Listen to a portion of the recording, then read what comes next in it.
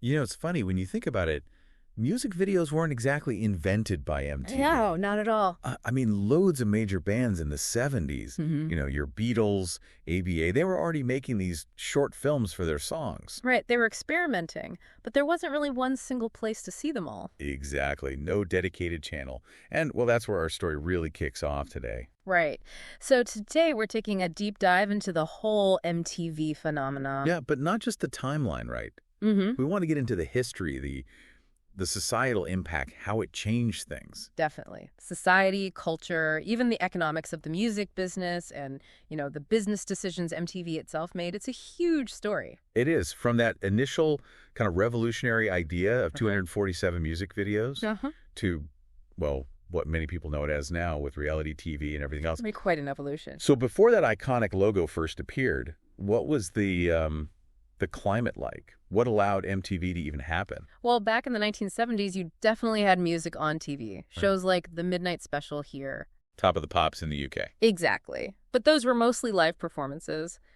There was this growing idea, though, that teenagers, they were a massive audience. Kind of overlooked, maybe. Yeah, and potentially very lucrative. So this concept for a channel just for them, playing music visually, started bubbling up around 1979. That's when Warner Amex Satellite Entertainment got involved. Right, that focus on a demographic. Yeah. It seems obvious now, but back then... It was pretty new for TV, yeah. So who are the main people pushing this idea forward? Well, the original format concept is often credited to Robert W. Pittman. He later became a huge media figure, obviously. Right. He'd even tested something similar called album tracks in New York. And his boss at Warner, John Lack, was a big supporter. He backed a show called Pop Clips. And Pop Clips, what? Wasn't that Michael Nesmith's thing? Yes. Same guy, Michael Nesmith from the Monkees. He was really into the potential of music videos. That's amazing. The Monkees connection, so it wasn't completely out of the blue then? They had some precursors. Oh, yeah. Warner Cable had this interactive system in Columbus, Ohio, called QUBE. Interactive?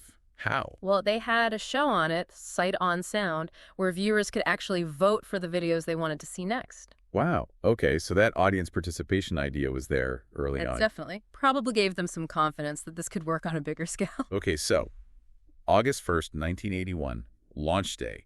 What was that actually like? Set the scene. Midnight, 12:30 to 1 a.m. Eastern Time. And it wasn't quiet. The first words were John Lack saying, "Ladies and gentlemen, rock and roll." Iconic. And the visuals weren't just, a test pattern. It was footage of the first space shuttle launch, Columbia, which had just happened that year. Right, I remember that imagery. Yeah, mixed with footage from the Apollo 11 launch, too. Talk about a statement. Technology meets rock and roll. Pretty potent mix. What came next? The theme. Yeah, right after Lack's voice, this really driving rock instrumental kicked in. That was the original MTV theme by Jonathan Elias and John Peterson. And the logo. Yeah. The flag. That's right. The American flag morphing into the MTV logo over and over in all these different styles and textures. Really dynamic. Apparently, the producers, Ellen Goodman and Fred Seibert, just used public domain footage for that initial sequence. Clever. I heard they almost used a different soundbite for the launch. Something famous. That's the story. They wanted Neil Armstrong's "one small step" quotes.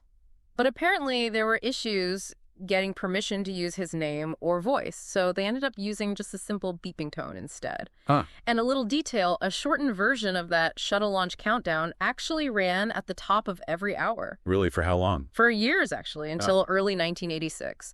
They pulled it after the Challenger disaster. Makes sense. Okay, so countdown, theme, then the actual music, the very first video. The immortal question, it was the Buggles. Video killed the radio star. Perfect choice, really. Almost prophetic. Couldn't be better. And fun fact, it first played technically in New Jersey, because that's where the cable systems carrying it initially were. And number 2. Tat Benatar. You better run! Okay, so they're up and running, but it must have been pretty bare bones technically at the start. Glitches. Oh, for sure. You'd literally get moments where the screen just went black. While someone frantically changed a tape in a VCR. Pretty much. And even the on-screen graphics, the text at the bottom, they were different that first day. Later, they settled on that Cabell font for like 25 years. But initially, it was simpler, sometimes showed the record label, the year. More info than later on. So where was all this happening? The physical location? The actual on-air studio was in Manhattan at a place called Teletronics. But the signal going up to the satellite, the uplink, that was done from Long Island in Hopage. Interesting. Yeah, they apparently almost uplinked from Buffalo, New York, where Nickelodeon was based, but a deal fell through. They eventually moved studios in '87 to a place called Unitel Video. Okay. And Pittman, he needed a team to make this work, right? Who did he bring in? He put together a really solid group. You had Tom Freston, who eventually took over MTV Networks from Pittman. Fred Seibert and John Sykes were key co-founders, too. The core group. Yeah, plus people like Carolyn Baker and Gail Sparrow handling talent, Marshall Cohen doing the research, which was crucial, Sue Steinberg as an exec producer. Steve Casey apparently came up with the name MTV, and Kenneth M. Miller was the first technical director. A real mix of skills. So they launch, they've got the videos. What happens next? What was the immediate impact, say, in those first few years up to maybe 91? It was fast and pretty huge for the music industry. Record stores noticed within like 2 months. Notice what? They were selling records by bands that MTV was playing, but radio wasn't playing much. Acts like Men at Work, Bow Wow Wow, The Human League. So MTV was breaking artists that radio ignored. Absolutely. It was like this visual radio station with massive reach, and it really fueled what people called the second British invasion. Oh, so? Well, a lot of British bands were already making videos for shows like Top of the Pops. MTV just gave those existing videos a massive new audience in America. Right. They had content ready to go. Yeah. And who was tuning in? Who were they aiming for? The target was officially 12 to 34, but their own research quickly showed that more than half the viewers were younger, like 12 to 24. The core youth market. Yeah, and they were watching for decent chunks of time to half an hour, sometimes 2 hours a day. It really hooked them. And it wasn't just showing videos, was it? It felt like MTV elevated the whole idea of a music video. Totally. It took them from just being, promotional clips. Like ads for the song. Right, and turned them into this recognized art form and a massive marketing tool, obviously. Think about Thriller. That wasn't just promoting a song, it was an event. It changed the game for what a video could be. I remember the early sound of MTV being quite specific, though. Rock focused. Yeah. Initially, it was modeled on AOR radio, album-oriented rock. Deeper cuts, album tracks. Exactly. But then in 1984, they made a big shift. They started acting more like a top 40 station to pull in a wider audience. And guiding us through all this were the VJs. The VJs. Video jockeys. They became huge stars themselves. The original 5, Nina Blackwood, Mark Goodman, Alan Hunter, J.J. Jackson, and Martha Quinn. Icons of that era. They really were. And they were picked carefully, to represent different kinds of personalities. Like the everyman, the cool one, the girl next door. Sort of, yeah. Goodman was the relatable guy, Hunter the jock, Jackson the seasoned music pro, Blackwood more edgy, Quinn the approachable one. But it's funny, they were told not to, buy houses or quit their other jobs at first. Really? Because they weren't sure MTV would last. Exactly. Shows how uncertain it all seemed initially. So what did the VJs actually do besides say, here's the new Duran Duran video? Oh, a lot more. They recorded all the intros and outros, obviously, but also music news segments, artist interviews, concert listings, station promos. But it wasn't live 24/7, was it? No. Most of their stuff was pre-taped during a normal work week. But especially in the very beginning, they didn't always have scripts, apparently. So they had to improvise. A lot of ad-libbing, yeah. Kept it feeling fresh, I guess. It must have been an amazing time for musicians to get that kind of visual exposure. Who were the big artists we saw constantly in the 80s? Oh, man, the list is huge. All the big new wave acts. Adamant, Culture Club, Duran Duran, Eurythmics. Rock, too, right. Loads of rock. Bryan Adams, Pat Benatar, The Cars, Def Leppard, Van Halen, Mötley Crüe, and then the megastars. Michael Jackson, Prince, Madonna, Peter Gabriel's innovative stuff, Blondie. I mean, it really defined the sound and look of the 80s. Even Dire Straits mentioning MTV and Money for Nothing. Right. I want my MTV. Yeah. That line itself showed how big it had become. And as more artists jumped on board making videos, they must have had a flood of content. They did. By '84, labels were pouring money into videos, so MTV had to refine how they categorized them. More than just play it a lot or play it sometimes. Yeah, they went from 3 rotation levels, light, medium, heavy, to 7. Things like new, breakout, active, power. It let them manage the hits, but also give newer stuff a shot. It's like the whole industry adapted around MTV. I remember Flashdance using clips in a new way. Yeah, Flashdance in '83 was a big deal for that. The movie studio gave MTV these music-heavy clips specifically for promotion. And MTV just played them like regular music videos. Yep. blurred the lines between movie marketing and music video. And you absolutely have to mention Weird Al Yankovic when talking 80s MTV. Oh, mandatory. His parodies were brilliant, and MTV loved them, played them all the time, gave him his own Al TV specials. He was part of the fabric. But it wasn't all music and laughs, right? Yeah. They tackled serious stuff, too. They did, even early on. They ran PSAs, promoted charities, and notably, with the AIDS crisis emerging, they launched a safe sex campaign back in 1985. Using their reach to young people. Exactly. A really important move that they've continued in different ways over the years. What about those original VJs? Did they stick around for the whole decade? Not all of them, no. By '86, J.J. Jackson went back to radio, Nina Blackwood moved on, Martha Quinn's contract wasn't renewed initially. Oh, really? But she came back, didn't she? She did, yeah, from '89 to '92. And downtown Julie Brown became a big presence, too, with her Wubba Wubba Wubba. Hunter and Goodman also left full-time VJing around mid-'87. That I Want My MTV campaign, though. Everyone remembers that. Hugely effective. George Lois, the ad guy behind it, really weaponized viewer demand to get cable companies to ad the channel. Genius, really. There was also that crucial moment with Michael Jackson breaking down barriers for black artists. Yes, absolutely critical. Early MTV was very, very rock-focused, meaning mostly white artists.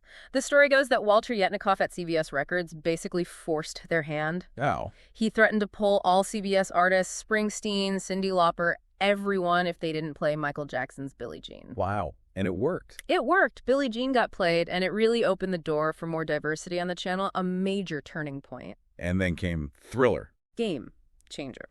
14 minutes long, basically a short film directed by John Landis. Insane production value. MTV played it constantly. It redefined everything. But others were pushing boundaries, too, visually. Oh, yeah. Aha's Take on Me with that rotoscope animation took forever to make. It looked incredible. Duran Duran's videos felt like movies, shot on location. Madonna constantly pushed buttons visually like a prayer, caused a huge stir. Peter Gabriel's Sledgehammer. All that stop motion. Won a ton of awards. Dire Straits' Money for Nothing had that early computer animation. It was a really innovative period visually. And the VMAs, the Video Music Awards, became a huge deal themselves. Absolutely. The Moon Man statue, the Vanguard Award, initially named after Michael Jackson, recognizing lifetime achievement in videos. The idea of a world premiere video became an event people tuned in for. And it's wild to think some of those early iconic videos were pretty low budget. Totally. And the fashion, 80s style, was hugely influenced by what people saw on MTV. Even instrumental tracks got cool videos, like Herbie Hancock's Rock. Though not everything translated. Queen's I Want to Break Free. Yeah, huge hit video in the UK with them in drag, but it barely got played in the US. Too controversial at the time. But generally, getting into heavy rotation on MTV, that meant serious record sales, made careers. And launched careers for directors too, right? And created icons like the ZZ Top Car. Definitely. The whole ecosystem grew. Directors, stylists, choreographers. You saw the shift from just filming the band playing to these big concept videos. And yeah, initially they played older videos too, just to fill time before the library built up. They even had the buzz bin to spotlight up-and-coming artists. So the 80s were peak music video dominance. Yeah. But things started to shift in the 90s, didn't they? The alternative era. Big time shift. And arguably, the catalyst was one specific video. Nirvana's Smells Like Teen Spirit, released September '91, premiered on MTV later that month. That video felt like it was everywhere. Instantly. It really did. It blew up, became one of the most requested videos, won VMAs, got put in heavy rotation immediately. Someone at MTV, Amy Finnerty, even said, it changed the entire look of MTV. It brought in a whole different audience, a different vibe. Completely. Guinness World Records even called it the most played video on MTV Europe by 2000. It's always on those greatest videos lists, a true cultural moment. But ironically, even as alternative rock exploded on MTV, the channel itself started playing fewer music videos overall later in the 90s. Yeah, that's the paradox. Between 95 and 2000, the actual amount of video airtime dropped significantly, like over a third less. Why? The president of MTV then, Van Toffler, basically said the novelty was wearing off. People weren't just tuning in only for videos anymore. The channel needed to evolve. They even launched an MTV radio network in '95, diversifying. And part of that evolution was animation. Yeah. And reality TV starting to creep in. Exactly. This is when we get Beavis and Butthead. Ah, yes. Right. That show is huge. And Daria, its spin-off, also developed a massive cult following. Plus, Celebrity Deathmatch, Clone High later on. Animation became a real pillar for them. And those shows often still had music integrated, commenting on videos. Yeah, Beavis and Butthead critiquing videos was central to the show. It kept that music connection, sort of. But they still had dedicated music shows too, right? The genre-specific ones were big in the 90s. Oh, yeah. Vital. MTV Raps, which actually started in '88, was massively important for hip-hop going mainstream. Fab Five Freddy, then Dr. Dre and Ed Lover. Iconic hosts. Headbangers Ball for metal. Yep, started in '87. Adam Curry was an early host. That was the place for metalheads. 120 minutes for alternative. Crucial show. Debuted way back in '86. That's where Smells Like Teen Spirit actually premiered. It broke a lot of alternative bands. And MTV Unplugged. Some legendary performances came out of that. Absolutely legendary. Nirvana's Unplugged is iconic. Eric Clapton's basically revitalized his career. It started in '89, maybe inspired by Bon Jovi and Richie Sambora doing an acoustic set at the VMAs. Jules Shear was the first host. Plus you had dance music with Club MTV, game shows like Remote Control, request shows like Dial MTV. Alternative Nation later on. And you can't forget MTV News with Kurt Loder. The face of music news for a generation, trusted voice. Totally. The Week in Rock. Plus they had other segments like Closet Classics, Postmodern MTV for artsier stuff. Even Liquid Television, that animation showcase which spun off Beavis and Butthead. Lots going on besides just straight video rotation. So the late 90s, MTV is definitely changing. Fewer videos overall, more diverse programming, which leads us right into the TRL era. Exactly. They opened those big, flashy studios right in Times Square in '97. That felt like a statement. A new era dawning. Yeah. They started trying out new video shows, MTV Live, Total Request. Then in '98, they combined them into Total Request Live, TRL, with Carson Daly. TRL was massive for a while. That studio overlooking Times Square, the screaming fans outside. It really captured a moment. Live audience, celebs dropping by, the countdown. It was the place for pop, rock, R&B, hip-hop hits between, say, '99 and 2001. Huge ratings. But Daly left eventually. He did in 2003 for his late-night show. And yeah, TRL's popularity started to fatter after that. It finally ended with a big finale special in 2008. Around this time, too, I remember hearing people say rock is dead, specifically about MTV. Yeah, that was the thing. Starting around late '97, rock videos got noticeably less airplay on the main channel. Which annoyed rock fans, obviously. Definitely. MTV tried to address it with a Return of the Rock weekend in '99, and by 2000 you saw bands like Linkin Park getting played. They even launched a dedicated rock channel, MTVX, for a bit, but the main channel had clearly shifted focus. Were there any other music shows left during the TRL peak? A few things, yeah. Say What, Karaoke, the game show VJ for a Day, Hot Zone for pop hits, Sucker Free for hip hop, Beat Sweet. They had the 10-spot block for popular shows. And they did these retrospective specials like MTV Uncensored. Oh, and they started the MTV Icon Award. Janet Jackson was the first. But the big shift was towards reality TV, wasn't it? Undeniably, programming became less and less about music. The Osbournes premiered in 2002 and was just a monster hit. Made Ozzy a reality star, launched Kelly and Sharon's TV careers. Totally. Even though it only ran a few years, it cemented MTV's move into reality. Then you had more controversial stuff like A Shot of Love with Tila Tequila, and even early paranormal reality like Fear back in 2000. It's just such a different channel by the mid-2000s compared to 1981. Yeah. The drop in actual videos must have been stark. Oh, huge. By 2008, reports said they were only averaging maybe 3 hours of music videos a day. Compare that to 8 hours a day back in 2000. What drove that change, do you think, besides just chasing ratings? Well, the big elephant in the room was the internet. YouTube launched in 2005. Suddenly, you could watch almost any music video, anytime, on demand. Took away MTV's main unique selling proposition. Pretty much. Why wait for MTV to play it when you could just search for it? Even artists noticed. Justin Timberlake at the 2007 VMAs famously pleaded, "Play more damn videos." A sign of the times. And this whole story wasn't just happening in the US, right? MTV went global. Oh yeah, big time. MTV Europe launched in '87. First video. Money for nothing, appropriately. They broadcast events like the Moscow Music Peace Festival in '89. And the VMAs became a global event, too, starting way back in '84. So many memorable moments. Madonna's Like a Virgin performance at the first one. Nirvana smashing their gear during Lithium. Fiona Apple's infamous speech. Michael Jackson kissing Lisa Marie Presley. Even ZZ Top apparently had to be talked into playing that first year. And Bubbles the Chimp was there. Bubbles the Chimp attended the VMAs. Okay, that's a piece of trivia. Which brings us more or less up to the modern era, say, post-TRL finale in 2008. What's the picture look like then? Well, a pretty symbolic move came in February 2010.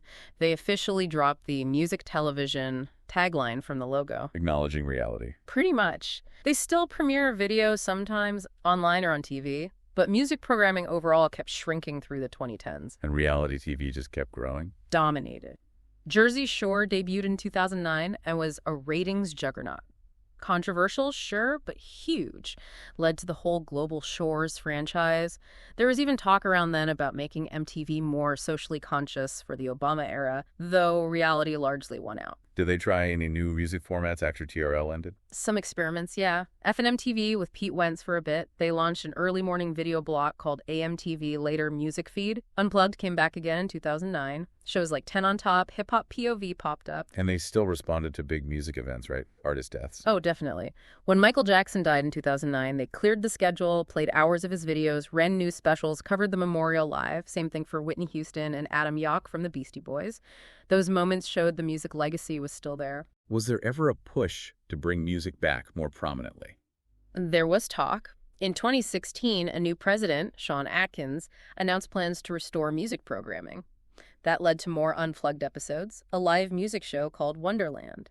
And when Prince died that year, they immediately went wall-to-wall with his videos. TRL was even rebooted in 2017 for a while. But the overall trend? The overall trend, especially by the late 2010s, was the schedule filling up with movies and, well, endless marathons of their reality shows. Which brings us to ridiculousness. Yeah. By 2020, there was a lot of criticism about how much ridiculousness was airing, like an absolutely dominant chunk of the weekly schedule. Yet they still make other shows. Scripted stuff, too. They do, alongside the reality hits. Though sometimes the scripted shows end up moving to sister networks like Paramount Network or streaming on Paramount+. Leadership changed again, too. Chris McCarthy took over in 2016, now runs the whole MTV Entertainment Group. And globally, MTV is still a massive brand with channels everywhere. It's just fascinating to track that whole arc, from begging for advertisers. Right. To advertisers realizing MTV had this incredibly valuable young audience and dealing with censorship constantly, editing videos. The budget for videos exploding as MTV got bigger. Artist exclusivity deals for premieres, how videos changed album art, those early stereo simulcasts with radio for better sound. VJ contracts reportedly being restrictive, seeing MTV playing in nightclubs. The shift from just rock to including more black artists after that pressure. Contests like basement tapes for unsigned bands, new music segments. People video hopping. Yeah. The impact on movie soundtrack. TV news, you are here segments. Trying interactive stuff early on, establishing the whole visual language of music videos, the sound effects, the branding. Themed weekends, rock the vote, safe sex, PSAs, fashion, spoken word in the 90s, directors moving to Hollywood. It touched so much. It really did. So as we wrap up this deep dive, Kate, it's really clear MTV wasn't just a TV channel. It was a cultural force, wasn't it? Absolutely, Mark. It went from this experimental cable channel idea to a genuine phenomenon that reshaped music, TV, and youth culture across decades. Yeah, we've touched on the history, the social changes, how it influenced trends, the huge economic effects on music and TV, and how the business itself had to keep changing. It's a massive story with so many angles. It really makes you wonder, though. MTV has reinvented itself so many times. What's its role now? And what could it be in the future in this super digital, personalized media world we live in?